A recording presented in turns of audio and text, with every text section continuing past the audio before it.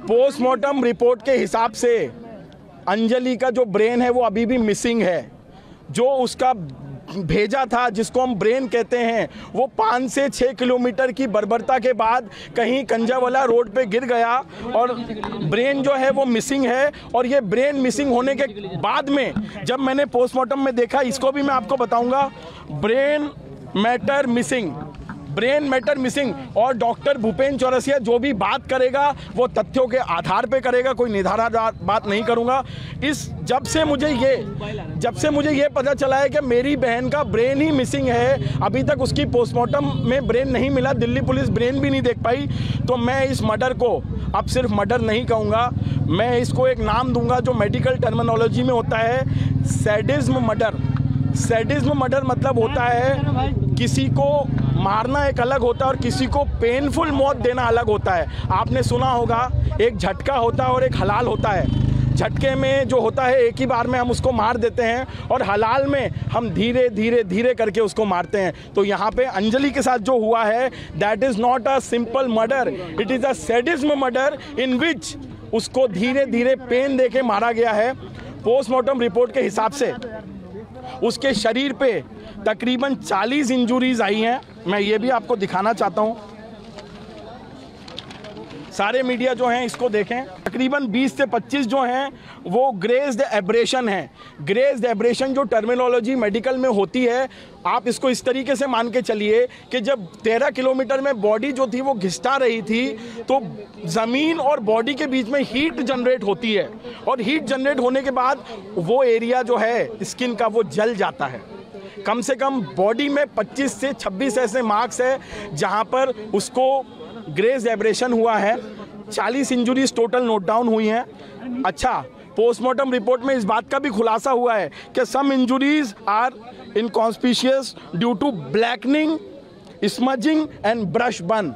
Burn means जब ये 13 kilometre की बर्बरता हो रही थी तो उसकी बॉडी और जो ज़मीन का सरफेस था वो इस तरीके से टकराया कि वहाँ हीट जनरेट हुई है और काफ़ी जो बॉडी पार्ट है वो ब्लैकनिंग भी हो गई है, जिसमें पोस्टमार्टम में वो सब चीज़ों का पता उनको नहीं लग पाया। कुछ ऐसे पार्ट्स भी हैं।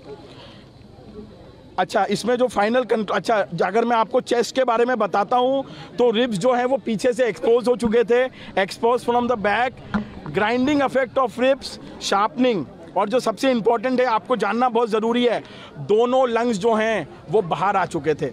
लंग्स जो एक बहुत इंपॉर्टेंट ऑर्गन होते हैं किसी की भी बॉडी के लिए। आपने देखा कि कोविड में कैसे कोविड-19 वेरिएंट ने जो है लंग्स में जाके लोगों को ब्रीथिंग प्रॉब्लम कराई और कोविड सेकेंड वेव में कैसे लोग मरे। तो इसका जो लंग्स था, एक्सपोजिशन ऑफ लंग्स की पोजीशन चेंज हो चुकी थी और वो मर चुकी थी। 5 से 6 किलोमीटर की बर्बरता तक वो सहन कर पा रही थी, उसके बाद जो था वो सब खत्म था, सिर्फ एक शरीर का हिस्सा था। इसमें एक और पॉइंट मैं ऐड करूँगा, फाइनल कंक्लूजन। जब ये 13 से 14 किलोमीटर की बर्बरता हो रही थी तो इस बीच में बॉडी में ब्लड लॉस हुआ है और ये ब्लड लॉस की वजह से उसको शॉक हुआ है, हीमोरेज हुआ है और एंड में कुछ जो इंजुरीज हैं वो एंटीमॉर्टम इंजुरीज हैं। मेडिकल टर्मिनोलॉजी में एंटीमॉर्टम इंजुरीज वो होती हैं जो किसी की बॉडी में मरने के बाद आती हैं। तो 15 से 16 ऐसी इंजुरीज हैं जो मरने के बाद डिटेक्ट हुई हैं। Injuries produced by blood and the last word जो आपको नोट करना पड़ेगा, जो ये प्रूफ करता है कि ये जो है एक सैडिज्म मर्डर है, that is the death is due to vehicular dragging.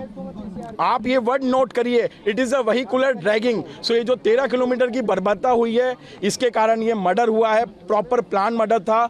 मैं मीडिया के माध्यम से निधि के सारे आरोपों को बेबुनियाद बताता हूँ। और एक चीज़ और मैं बोलना चाहता हूँ मीडिया पे, एक इंसिडेंट होता है, 2 लोग एक ही स्कूटी पे हैं, एक बच्ची के साथ इतना घनन अपराध हो जाता है, वो मर जाती है और एक बच्ची जो है वो सडनली एक साइड हीरोइन की तरह 75 घंटे 80 घंटे गायब होती है और सडनली प्लांट होती है कि भैया मैं भी उस वाक़ये में थी और ऐसा हुआ। तो मैं निधि के सारे आरोपों को बेबुनियाद बताता हूं। मैं अपनी प्रेस कॉन्फ्रेंस को इसी तर्ज पे ख़त्म करता हूं। उसके बाद आप जो भी क्वेश्चन आंसर है आप पूछ सकते हैं। सर, अल्कोहल वाले पॉइंट पे 1 minute, let me finish then you last. End में मैं यही कहूँगा कि निधि के सारे आरोप बेबुनियाद हैं।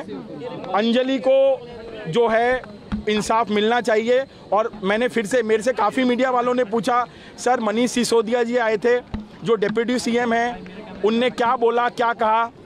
परिवार चाहता था कि जब कोई पॉलिटिकल नेता आए, एलजी साहब आए, केजरीवाल साहब आए या मनीष सिसोदिया जी आए, तो मैं उसमें इन्वॉल्व रहूं, मैं उनसे बात करूं। मैंने परिवार को ये कहा कि देखिए मेरी जो लड़ाई है वो सिस्टम से है, मेरी जो लड़ाई है वो ये दिल्ली के सिस्टम से है, चाहे ये केजरीवाल का दिल्ली हो, चाहे ये मोदी जी का दिल्ली हो। तो मैंने कहा वो आपका पर्पस है, उस पर्पस से आप फैमिली से बात करिए। मेरा सिर्फ एक ही पर्पस है कि अंजलि को इंसाफ मिलना चाहिए और हम अंजलि को इंसाफ दिलवा के रहेंगे। आरोप लगा, एक बार उस पर बताइए डॉक्टर, वो कह रही थी अंजलि ने शराब पी हुई थी, मना कर रही थी। सर देखिए मेरी बात सुनिए, हम सब बहुत एजुकेटेड लोग हैं। अब तो आप सबको भी पता है कि अंजलि जो है अब इस दुनिया में नहीं रही, तो सिर्फ एक ही तथ्य पे हमें पता चलेगा कि उसने अल्कोहल ली थी या नहीं ली थी। अभी मैं 5 मिनट के आसपास आप सबके साथ ये पूरे 10 पेज की जो PDF है इसको शेयर करूंगा, जो व्हाट्सएप पे चाहेगा उसको व्हाट्सएप पे भी दूंगा। आप अभी इसको नोट डाउन करिए। ये लाइन जो है सर मैं दिखाता हूँ, ये लाइन जो है ये निधि के सारे जो आरोपों को जो है बेबुनियाद प्रूफ करती है। ये देखिए प्लीज आप इसको देखिए, इसको लाइन अप करिए। अरे यार आप नहीं आप देखिए, कोई बात नहीं, कोई बात नहीं सर, इसको जो है देखिए आप। सर मैं आप लोगों को अभी PDF कॉपी दूंगा।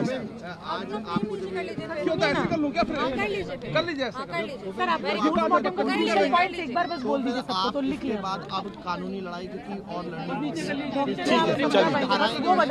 सर मैं फिर से इसको रीड ऑफ, एक minute. Semi digested food material present and wards are not affected, मतलब कि पोस्टमार्टम रिपोर्ट में एब्डोमेन में किसी भी तरीके का अल्कोहल पदार्थ नहीं पाया गया है। और ये जो रिपोर्ट है, मैं फिर से आपको, क्योंकि ऐसा ना लगे कि ये किसकी रिपोर्ट है, ये मौलाना आज़ाद मेडिकल कॉलेज में ये जो आपका पोस्टमार्टम रिपोर्ट नंबर 04/2023 और अंजलि जो है इसका जो आपका लेटर गया है ये F342 MB 100/2023 home and family welfare 515/19 doctor Upendra Kishore director professor HOD forensic medicine Maulana Azad, doctor Upesh चंदा एंड डॉक्टर विशान कुमार, जो नेम ऑफ डिकीज्ड हैं that is Anjali daughter of Satbir, 20 साल की एज थी, A35 करण विहार की निवासी थी। मैं ये सब चीज़ आपको इसलिए बता रहा हूँ कि मैं कोई दूसरी पोस्टमार्टम रिपोर्ट नहीं लाया हूँ, ये वही रिपोर्ट है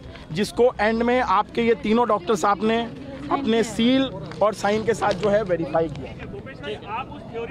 भूपेंद्र चौरसिया जी। आप ये बताइए कि अब क्योंकि आप लोग लगातार कह रहे हैं कि 302 का मामला बनता है, अभी पुलिस ने ऐड ऑन नहीं करी है। सर देखिए परसों जब मैं परिवार के साथ वहाँ पे SHO साहब से मिला था सुल्तानपुरी में, तो मैंने SHO साहब से सबसे पहले मिलते से यही बात कही कि ये 302 का मुकदमा है, इसको 304 में ना डाल के 302 में डाला जाए।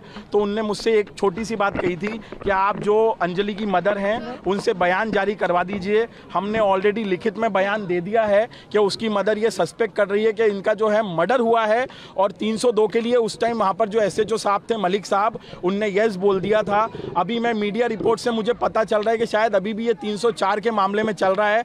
तो इसके बाद मैं परिवार के कुछ सदस्यों के साथ, अगर परिवार के सदस्य ना भी जा पाए तो मैं खुद जो है यहाँ से सुल्तानपुरी थाने में जाके SHO साहब से मिलूंगा। अभी भी आपको शक है कि क्या कुछ गलत हुआ होगा मर्डर के अलावा भी अंजलि के साथ, क्योंकि ये सवाल अभी भी खड़ा है। देखिए सेक्सुअल असॉल्ट जो है, मैं पोस्टमार्टम के हिसाब से सेक्सुअल असॉल्ट नहीं आया है। और मैंने फिर कहा कि मैं कोई भी आपको इन्फॉर्मेशन सिर्फ एक ब्रेकिंग न्यूज़ बनाने के लिए नहीं दूंगा, मैं तथ्यों के आधार पे बात करूंगा। तो मैं सेक्सुअल असॉल्ट को नहीं एक्सेप्ट कर रहा, बट जो एक थ्योरी जो निधि के द्वारा एक थ्योरी चल रही है इस बीच में, क्या जब ये वाकया हुआ तो निधि वहां पर मौके पे मौजूद थी, इस बात का मैं खंडन करता हूं। क्योंकि 3 CCTV फुटेज अभी तक मैंने देखे हैं इस मामले में। एक 1:30 का CCTV फुटेज है जो होटल का है, जिसमें वो दोनों आपस में कुछ बात कर रही हैं और बाद में निधि जो है वो गाड़ी चलाते हुए जाती है। किसी मीडिया रिपोर्ट से मुझे पता चला है कि 1:35 या 1:40 का एक मीडिया फुटेज है जिसमें निधि अपने घर पहुंच चुकी है ना? जी जस्ट लेट मी फिनिश। 1:35 पे निधि अपने घर पे पहुंच चुकी है। 2 बजे 2 बजे जो सीसीटीवी फुटेज आता है उसमें अंजलि अकेले गाड़ी ड्राइव कर रही है। तो मैं आपको फिर बताना चाहता हूं, अगर रात को 1:30 बजे मैंने अपने दोस्त को उसके घर छोड़ दिया तो ये क्या मामला है कि 3 घंटे 1.5 घंटे के बाद या 1 घंटे के बाद वो मौके वारदात पे ये कहता है कि मैं भी उस स्कूटी में बैठी थी और जब ये सब वाकया हुआ तो मैं वहां से भाग गई। तो ये सब चीजें जो हैं वो शंका के घेरे में है सर। सीसीटीवी का टाइमिंग जो था वो लेट था और 2-2:15 के करीब की वो फुटेज है जब वो भागते हुए घबराई हुई अपने घर नहीं, मुझे सर एक बात बताइए, मैं ये मान के चलता हूं कि जितना भी पुलिस ने सीसीटीवी फुटेज खंगाले हैं हम उसी टाइमलाइन को मानेंगे जो उसमें दिए गए हैं। आप एक सीसीटीवी फुटेज में कहते हैं कि 1:30 बजे का सीसीटीवी फुटेज का टाइमिंग ओके है और 2:30 बजे में अगर पुलिस ये कहती है कि नहीं भाई साहब ये 1:30 का नहीं है, ये तो 2:30 बजे का है, तो ये अपने आप में एक शंका की बात है। क्योंकि सीसीटीवी फुटेज में जो टाइमिंग है, मैं सारे सीसीटीवी फुटेज के टाइमिंग के आधार पर मैं इस तथ्य को मानूंगा।